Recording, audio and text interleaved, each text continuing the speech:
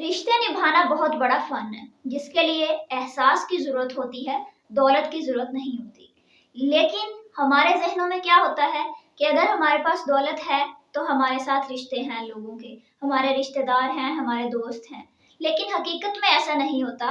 حقیقت میں اصل رشتہ وہ ہے جس کے دل میں آپ کے لیے احساس ہے، اور آپ کے دل میں کسی انسان کے لیے احساس ہے تو وہ اصل رشتہ ہے۔ یہ نہیں ہے کہ دولت کو دیکھ کے اگر کوئی رشتہ بنایا جاتا ہے تو وہ اصل رشتہ نہیں ہوتا۔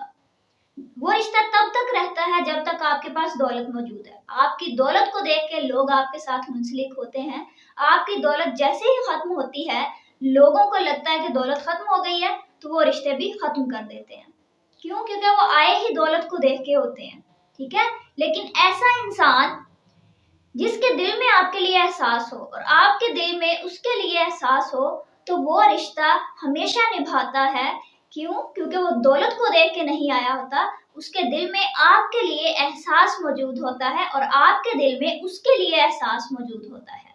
یہی ہے اصل رشتوں کو نبھانے کا فن، اور یہ ایک بہت بڑا فن ہے۔ جس انسان کے پاس یہ فن ہے وہ رشتے نبھا سکتا ہے، اور جس کے پاس یہ فن نہیں ہے وہ رشتے نہیں نبھا سکتا۔